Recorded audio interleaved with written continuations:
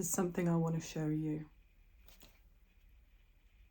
Today we're going to go through my vintage crochet books. I'm going to show you some cool patterns, I'll let you know what each one is called, and we're going to get inspired with vintage crochet. So I probably have 4 times as many crochet books as this, but the rest of them aren't vintage. And this is where the really interesting stuff comes in. So these are things that I have thrifted, that I've got from antiques or charity shops over the course of several years. I think they tend to get snapped up pretty quickly. You don't see them very often. You have to have an eye for it. And you also have to be bold because the covers are often a little off-putting. Let's start at the top of the pile. This is Crochet Workshop by James Walters. He's a stylish looking chap. You don't get covers like that anymore. So this one is a book that has sort of basic techniques and pattern instructions. It's got more advanced stuff after that. It looks at edging and bordering and things like that. But the thing that I love the most about it is the pictures. Now this internally is black and white.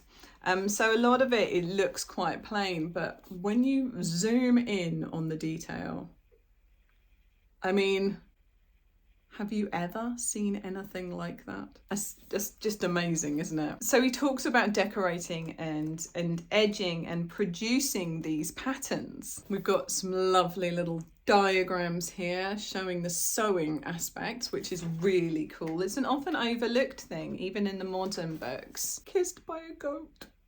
I love it. The level of embellishment that went on, it's incredible. And these are my personal favourite.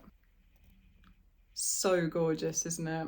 If you like a black and white content, diagrammatic detail, that's the one for you. Then we have the Complete Crochet Course by Muriel Kent. I love this, and so one of the things that I really like about this one is it gives you patterns in the same way that you get sewing instruction. It again is a diagrammatic genius. Lovely, huge print illustrations, and then we've got just some fabulous designs. Look at these. The colour combinations, you just don't see stuff like that. And okay, so, you know, tastes change. And the fact that I'm sitting here and discussing old-fashioned colour combinations while wearing yellow dungarees may raise some eyebrows. But I love yellow dungarees. Check that out. That's incredible. The structure of it is so bold along with the colours as well. It's really lovely stuff, and I'll give you a final look at that one. So that's A Complete Crochet Course by Muriel Kent. This is illustratively easily one of my favourites. The Crochet Sweater Book by Sylvia Koch. Now, some of you may have even heard of Sylvia Koch. She was quite the crochet designer. And we have some really quite fabulous imagery and things to make. And I don't tend to follow other people's patterns, but I haven't ever really made any garment beyond sort of accessories. So I think I'm going to give one of these a go. Probably not that one. Possibly that one. That. I need to make that. Or something inspired by that. The neck. Next up, we have the simply named Crochet Super Designs for Babies, Women and Home. No men, apparently. This has, again, some amazing stuff. And we've started to see the wonderful world of incorporated zips. Now, there's also some basic stuff and things like this that you will see just on regular crochet sites now. But all of it gives you, racy, all of it gives you a sort of a lovely new take on something that we're already doing at the moment. How's that for a bedspread? I have to show you this one because I cannot think of a scenario in which you would do this to a table. But I love it. This one's actually a really good reference. You can see that it's been read a little more than the others by the fact that the dust cover is falling off. So this is the Treasury of Crochet Techniques and Patterns. And this is quite a different one as well. If we have a quick look in here, here's a stylish gentleman. I would wear this jumper. I would make it for my husband and then steal it. It's got a bunch of this cool stuff. See, again, these are things that I've never tried because it's not something that I would apply to what I do. As you guys may or may not know, I make toys mostly. Oh, this is so appropriate for me. I've been making quite a lot of flowers recently. That's the problem with pattern designing. If I'm in the zone of making a certain sort of thing, I can't look at anyone else's examples of them in case I feel like I internally accidentally rip off their pattern.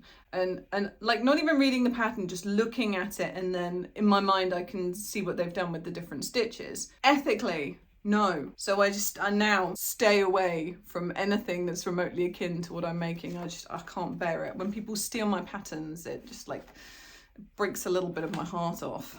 Oh, I love this. You see, this is so my mum's style. I think she'd love this too. I'm going to send her a photo of it. These are fun. You can see why this is one of my favourites. Applique 2D fruits. Nice. Basically what I'm trying to do here is show you how great vintage crochet books are so that you go out and buy them all.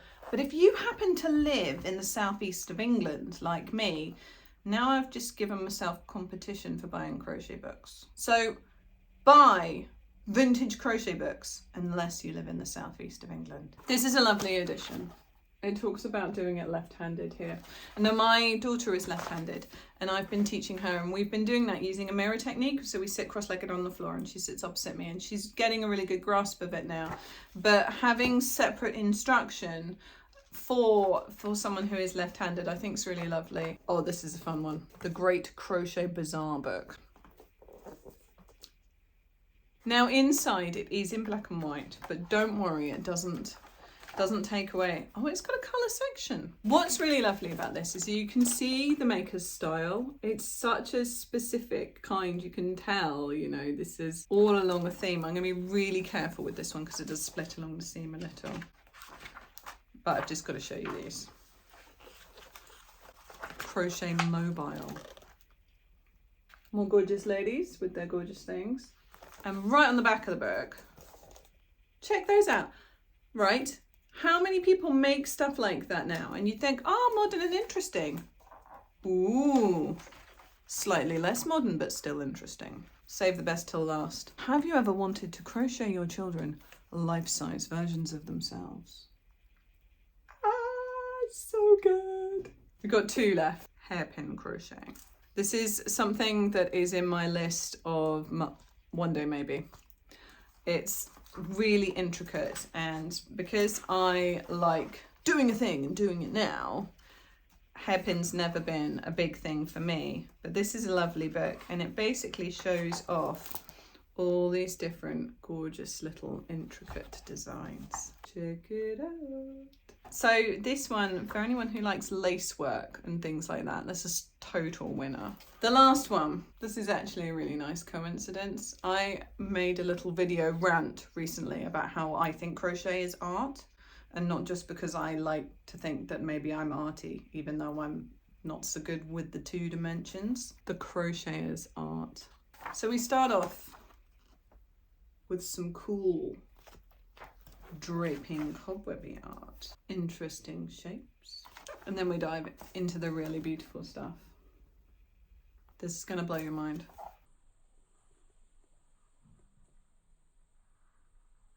I wouldn't even know where to begin, honestly. And this is just lovely. Look at that.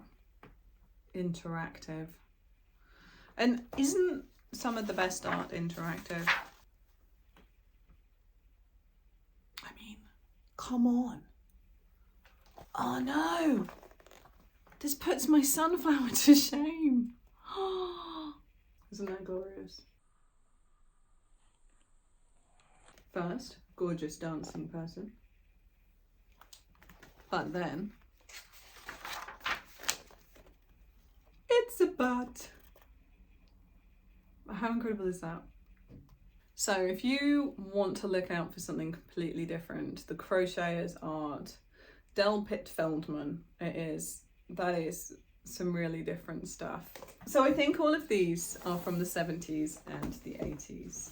And I doubt that many of them are still in print, but there are some really good online bookstores that do vintage books. There's ABE Books. I think they probably have an American branch as well as the UK branch. They're really good, but just go round thrift stores, charity stores, antique stores, whatever they're locally known as to you, and see what you can find. There are some amazing and inspiring things to be found in vintage crochet books. And tell me what you thought of those. Which was your favourite? Have you got your own vintage crochet books? If you have, tell me the titles so I can go and try and find them. I love them. And I hope that you enjoyed looking at them too. Drop me a comment down below. Click like on the video if you liked it, and happy crocheting.